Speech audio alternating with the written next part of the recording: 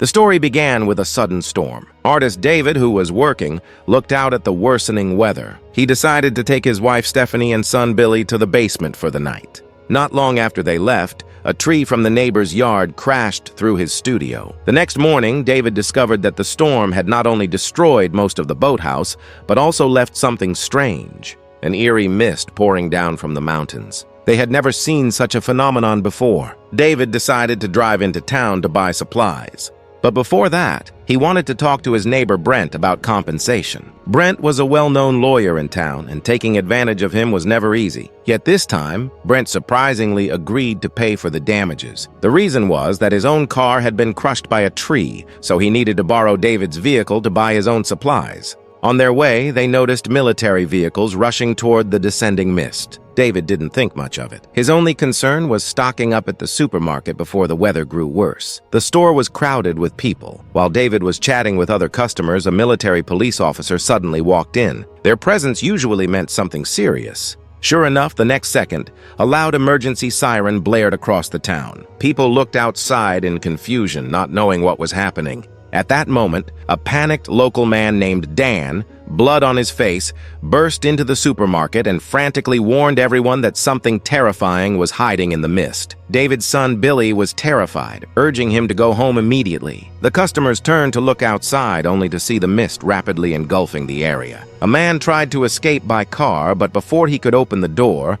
the fog swallowed him whole. A moment later, his agonized screams echoed back. The supermarket mechanic Jim panicked and slammed the door shut. Soon, the store was completely covered by the mist. Some guessed it might be a chemical leak from a nearby plant, but the emergency siren suddenly stopped, and the ground began to shake violently as if a colossal creature was striding past overhead. When the rumbling finally ceased, everyone started to believe Dan's story and decided to remain inside the supermarket to wait for rescue. During the commotion, one distraught woman insisted on getting home to her children. When nobody dared to accompany her, she went alone into the mist. While the group sheltered inside, the store's generator malfunctioned. A young bagger named Norm volunteered to go out through the loading bay to clear the clogged vent, despite David's warning that it was dangerous. As soon as Norm opened the door, a thick tentacle whipped inside, seized him, and violently dragged him into the mist, horrifying everyone. David and a few others managed to slam the door shut, but Norm was gone, presumed dead. The witnesses were shocked, while others refused to believe what they hadn't seen. David and Ollie explained the attack, but only a few believed that deadly creatures lurked outside. Brent Norton and others dismissed it as mass hysteria. The believers decided to take precautions. They fortified the storefront with heavy pet food and fertilizer bags, sealed the gaps with tape, and made improvised torches to defend themselves. Brent Norton still scoffed at the danger. Convinced that everyone was overreacting, he gathered a small group of skeptics to leave the supermarket for help. Ignoring David's pleas, one biker offered to fetch a shotgun from his truck. To track his progress, David tied a long rope around the man's waist. Then Brent and the others stepped into the mist and vanished. Moments later, the rope went taut with a violent jerk, then suddenly slackened. When the group pulled it back, they were horrified to find only the bloody lower half of the biker's body. This gruesome sight proved that monsters were truly inside the mist. Immediately afterward, blood-curdling screams rang out from the fog. It was clear that Brent and the rest of his group had also been attacked, and none of them made it back. By nightfall, the supermarket was running on backup generator power. At that time, swarms of giant flying insects were drawn to the bright lights, buzzing and clustering all over the store's windows. When one of the windows shattered, countless giant insects and reptilian bird-like predators poured into the supermarket, attacking the trapped shoppers. Panic erupted as survivors fought back desperately. One man tried to use a burning mop as a torch, but accidentally set himself on fire and suffered severe burns. 2 more people were killed in the chaos, including a young cashier named Sally, who was stung by a giant bug and died from its venom. Through all the madness, Mrs. Carty cowered in a corner, muttering prayers without pause. Amazingly, she came out completely unharmed, even when a giant insect landed on her before flying away without touching her. Many survivors took her survival as a divine sign. Her credibility grew, and more frightened people began to listen to her frenzied preaching. After the horrific attack, calm individuals like the elderly teacher Irene tended to the wounded. Meanwhile, Mrs. Carty grew louder, declaring the mist to be God's punishment and insisting that Judgment Day had come. She hinted that only human sacrifices could appease God and drive the mist away, an idea that horrified David and the rational survivors. As fear deepened, more and more people started following her. Even those who once doubted her, like the mechanic Jim, gave in and joined her cult-like circle. Among the survivors was a badly burned man who urgently needed medicine. David decided to lead a small team to the pharmacy next door for supplies. He chose Allie, Dan, Irene, and several other men to accompany him. The group dashed through the fog into the pharmacy, where they found sticky, web-like strands everywhere and bodies cocooned by creatures. Suddenly, spider-like monsters the size of dogs attacked, spraying acidic webbing. 2 men were killed. One's leg was horribly corroded by acid, while another was bitten, injected with venom,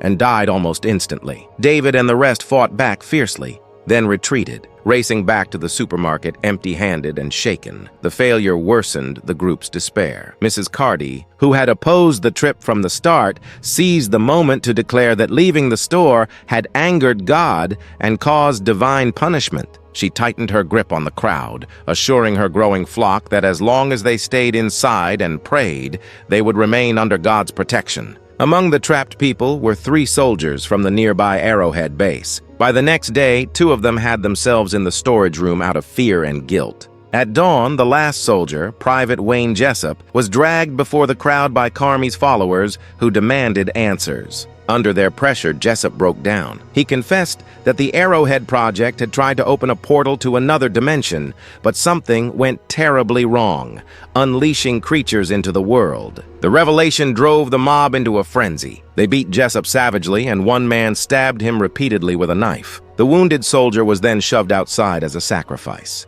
A monstrous, praying mantis-like creature emerged from the mist and devoured him on the spot, horrifying the onlookers. By then, Mrs. Carty had complete control over most of the survivors. David realized that if he stayed any longer, he and his friends would be the next sacrifices. At first light, he secretly prepared to escape with his son, Billy, Amanda, Irene, Dan, Ollie, and a few others who refused to join Carmy's cult. But when they tried to leave, Carty and her zealots blocked the exit with knives and weapons. Carty shrieked that Billy and Amanda had to be sacrificed next, and that the others should be killed as well. As her followers closed in, Ollie pulled out the revolver. Amanda had given him earlier and shot Carty twice, killing her instantly. Her corpse fell to the floor and her stunned followers froze as if waking from a nightmare. They backed away in silence and scattered, leaving a path clear for David and his group to escape through the supermarket's front doors. David and his group dashed into the mist-covered parking lot, racing toward his SUV. The dense fog made it almost impossible for them to see one another. Just as they neared the vehicle, the giant praying mantis-like creature reappeared and lunged at the group, seizing Ollie and tearing him apart. At the same time, 2 other members, Mayan and Ambrose, were attacked by the smaller spider-like creatures hiding in the fog and were brutally killed. Seeing this, Manager Bud completely lost his nerve. He turned and ran back to the supermarket in terror, where the people inside let him back in. Despite the losses, David grabbed his son Billy and fought to get Amanda, Dan, and Irene to the vehicle. The 5 survivors climbed into David's truck, locked the doors, and sped out of the parking lot, driving away from the supermarket. David did not leave town immediately. First, he drove to his home to check on his wife, Stephanie. The sight that greeted him filled him with despair. His house had been destroyed, and Stephanie's lifeless body was cocooned in layers of webbing, showing she had fallen victim to the spider-like creatures. Overwhelmed with grief, David got back in the car and continued driving south with the others, choking back his sorrow as he hoped to outrun the mist and find a chance of rescue. As they traveled, they witnessed stunning sights. The town and the surrounding area lay in ruins, as if an apocalypse had swept through. While crossing a road, they saw an enormous 6-legged creature, hundreds of feet tall, lumbering through the mist across their path, so colossal it defied human comprehension. The appearance of this gigantic being underscored the bleakness and helplessness of their situation. Still, David kept driving until his SUV ran out of gas after many miles, coming to a halt on a fog-shrouded rural highway. At that point, the 5 people in the car were stranded in the endless mist, with no fuel, no escape, and no hope of rescue in sight. After agonizing deliberation, they accepted a desperate solution. Rather than wait to be torn apart by monsters, they would choose a quick and merciful end. With tears in his eyes, David raised the revolver, which had only 4 bullets left, and resolved to give his companions and his child a painless release himself rather than let them fall into the creature's claws. In utter despair, he shot each of the other survivors in the car, Amanda, Dan, and Irene, and finally took the life of his own young son, Billy. As the gunshots echoed inside the vehicle, the 4 companions slumped lifelessly one by one. With all bullets spent, David was left alive alone, trembling with agony and shock. He then stumbled out of the car, intending to let the creatures come and take him. Moments after, David stepped out of the car and cried out in despair. The mist around him began to slowly lift. A beam of bright light cut through the fog as the vague shape of an armored tank came into view, accompanied by the rumble of engines and the clanking of treads, breaking the silence. As the mist cleared, a U.S. Army armored convoy appeared on the road. Tanks and armored personnel carriers rolled forward, and soldiers used flamethrowers and weapons to burn away the spiderweb and shoot the remaining creatures, gradually retaking control of the area. David watched the military move past in stunned disbelief. He saw that the soldiers' trucks were filled with survivors, including the same woman who had left the supermarket alone at the start of the disaster to find her children. In that instant, David was struck by a cruel realization. Had they held out for just a few more minutes, everyone would have been saved, and he had just killed his own son and friends moments before help arrived. Upon this realization, David collapsed to his knees, overwhelmed by immeasurable guilt and despair.